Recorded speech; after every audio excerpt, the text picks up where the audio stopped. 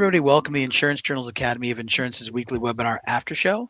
I'm your host, George, and joining me for the after show today is Patrick Wraight, the director of the Academy of Insurance, and today's instructor. Today's class was the additional insured illusion and other feats of contractual risk transfer magic.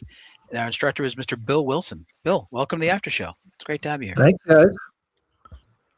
Well, our pleasure. Bill, last time you did a class with us, I asked you about the title of the class, and you said it was a reference to the Firesign Theater. This one has to do with magic, other feats of magic. Now, is there any kind of relationship you have in your past to magic? Is there any association we could make between magic and insurance, or should this be called magic or something else, like a flimflammadry or something else? Is it actually magic, or is it a different kind of illusion?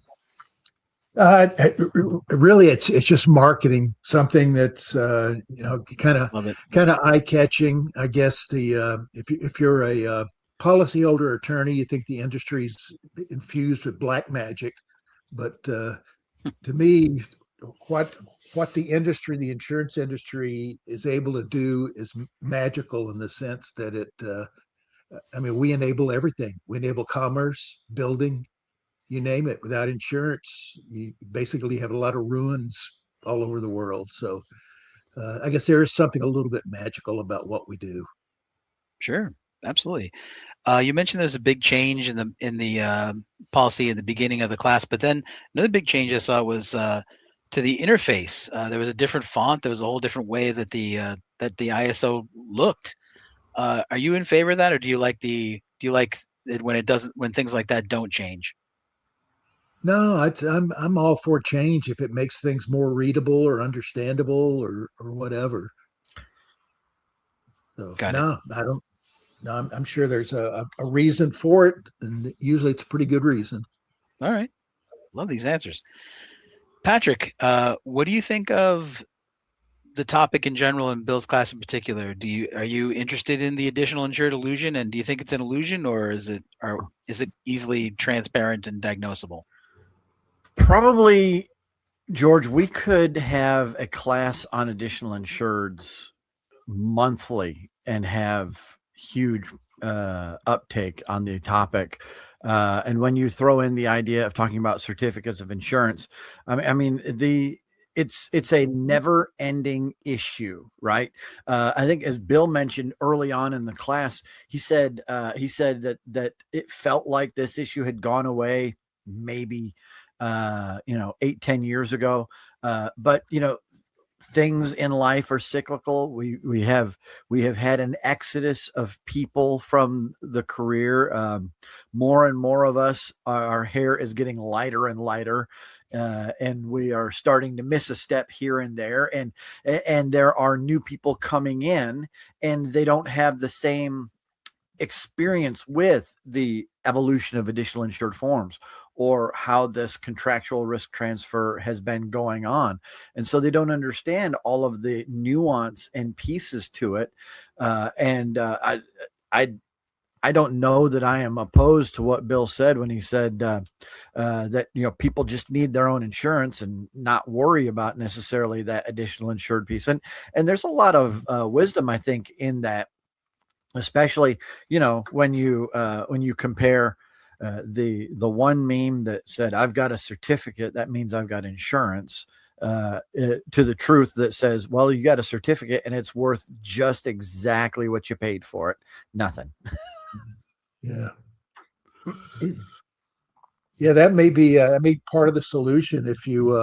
If agents actually started and were able to charge what it really costs to issue and monitor and follow up with certificates, and if the premium loading contemplated the AI status that people are getting, and it costs you something to be an AI or to get a certificate, then I think people might think twice about that.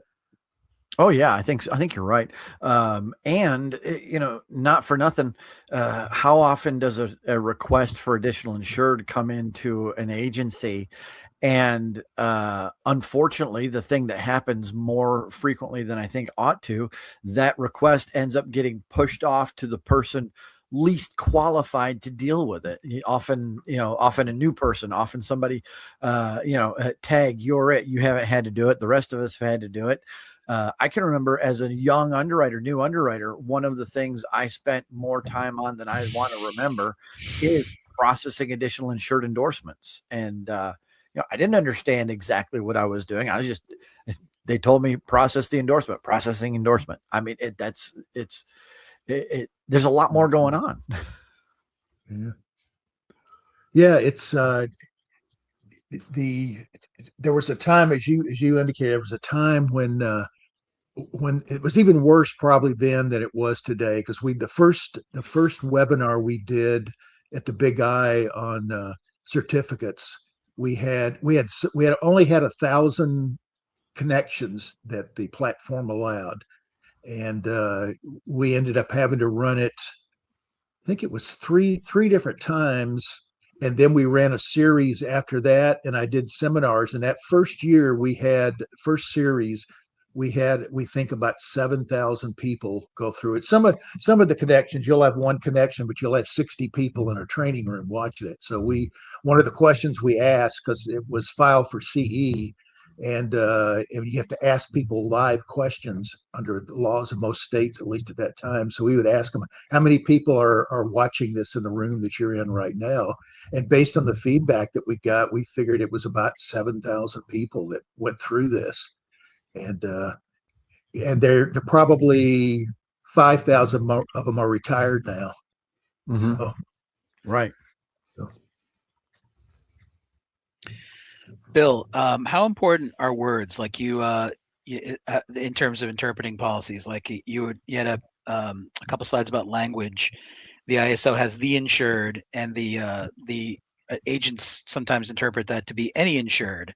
How bad is that? And what's the, is it really, really prevalent? I probably is, or we wouldn't be having the class, I would guess. Like, yeah, I mean, it's all you have to do is look at the litigation and how they drill down at the punctuation level and trying to stretch and they say there's a saying, torture numbers and they'll confess to anything, and that's kind of what policy review is like. You look for, if you're looking for coverage or looking for a way to deny coverage, you parse it down to the individual word, and or the or whether it's a comma or a semicolon that separates items in a list of things. And it's unfortunate that that's the way it is, but I mean, it has to be that way because as policy contracts are litigated, they change the wording to comply with or to get rid of the ambiguity, comply with how it was interpreted, and the court agreed with that interpretation that you never intended. So you have to reword everything. You have to be very specific linguistically in what you say. So you end up with considering endorsements and everything, a 200-page insurance policy with all kinds of stuff that nobody ever reads. I mean, if you ask the average consumer when the last time they read their auto policy, the answer would be never. About 99% of the time. I tell you, there's a lot of people in the industry, if you ask them whether they've read their own homeowners or auto policies, and you put them on a lie detector, they'd have to confess that they haven't done it. Bill, I mean, when I was doing your intro, and I had to cut it down quite a bit. I think last time I took too long because your list of accolades is superlative, to say it mildly. You've done tons in the industry. Are there any policies that you either would like to teach about that you haven't taught about much, or that you would have liked to abound that you haven't bound much? Like any kind of insurance topics or types of insurance that you never really dealt with, but you'd be interested. Like if I had it to do over again, I would do, Well, I've never done much with marine coverages, particularly ocean marine. But if I had to do it over with, I still wouldn't do anything with it. It's a real specialty area. There's usually if I got a marine question, particularly ocean marine, I have go-to people that do. They are experts on that. So I had a basic working knowledge of that stuff.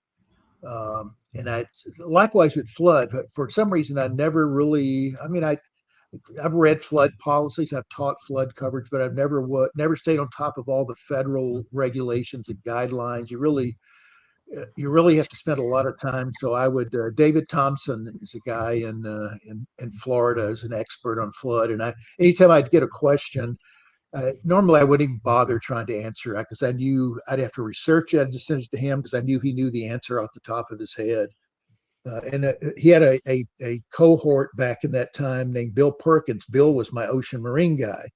So they were both with the Florida Big I. If I had questions in those areas that I lacked expertise and had no desire to have more expertise, then I would just refer it to people who do have that.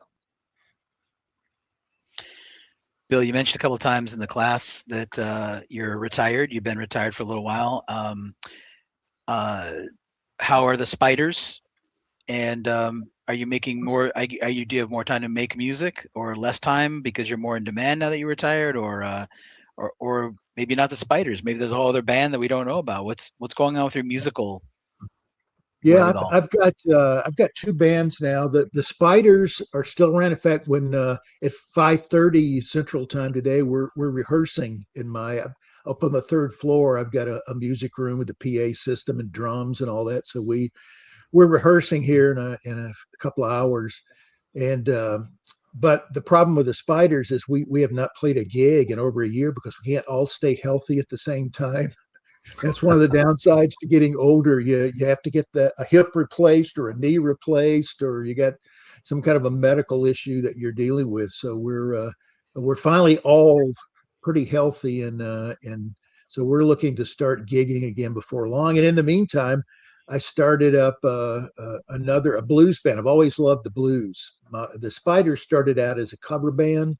We played everything from Elvis and the Beatles to Billy Idol and Green Day, and but you can only play 867-5309 so many times before you get tired of playing it. So we're now mainly originals. We're going to do a few select covers, our special versions or interpretations of some covers that people know, but mainly we've got about a dozen originals. So we're going to be playing some listening rooms for people that like to hear original music. Can't play bars, places like that. They want to hear the same songs they've been listening to for 20, 30, 40, 50 years. So we're going to do that. But I love the blues, and we've played some gigs. In fact, the blues band is playing a private party this coming Saturday. So yeah, I spend a lot of time with music. If I'm better at insurance than I am at music, but I love them both, so I try to do them both. I've got to hear the Spiders' rendition of Rebel Yell. This now has achieved bucket list status. So do you see that on YouTube? No, but now I have to look for it.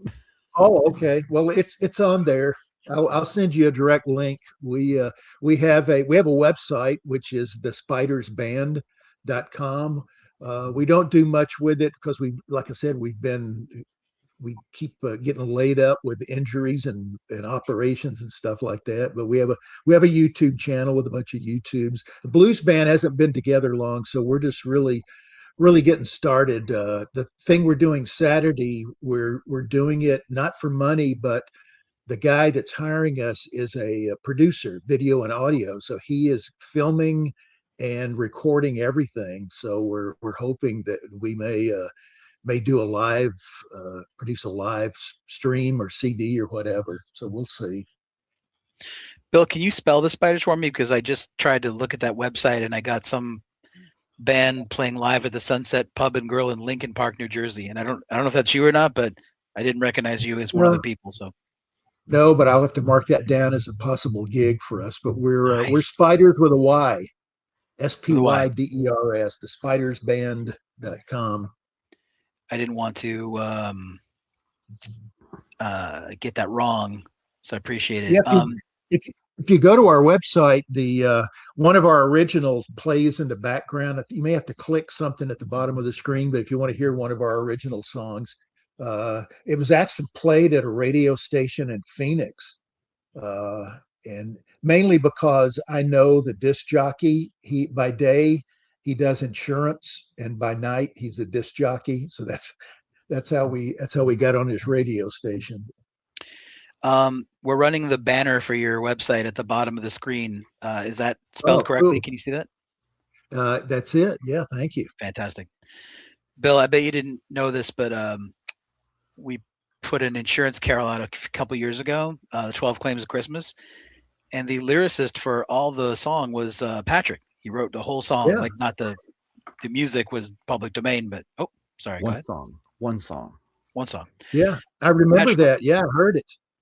Fantastic. Patrick, let me ask you, if suddenly a spot opened up in the Spiders, what instrument would you play? Or would you just be the eye candy and shake a tambourine or something? I would sing the way I sing in most instances, solo. Solo, you can't hear. Well, you could be our opening act at least. Do a little Wayne Newton or something, maybe. Donka Shane. I love it. Even though it got us down this rabbit hole, I sense that this is careening out of control. So I'm going to we'll get George and the Commercial Lines Cabanaman to open for All right. You. Yeah, sure, absolutely. Maybe we could play a CPCU convention. That would be I'd love to. I'll send you a link to the video we got too. Bill Wilson, you do music great, and you do insurance better, and you did us right with your class today. We even went a little bit over because you had so much information to give, and you can tell us. You don't have to ask us next time that you're going to go over. We'll be like, okay, no problem. You're Bill Wilson. You're kind. I hope I wasn't incoherent most of the time. When I'm trying to cover so much stuff, I get in a hurry sometimes, and when you're pushing 75. It's easy to lose your train of thought, but I tried to stay on point the whole time. You were fantastic as usual. Thank you. Patrick Wraight, the director of the Academy of Insurance, and Donka Shane, cover artist, burgeoning, and Bill Wilson, our today's instructor, the legendary Bill Wilson. Both of you, thank you so much for coming to the after show today. On behalf of Bill and Patrick, this is George, your host, saying thanks everyone for coming. Have a great day, everybody, and thespidersband.com. Remember, it's spiders with a Y. Have a great day, everybody. We'll talk to you soon. Take good care.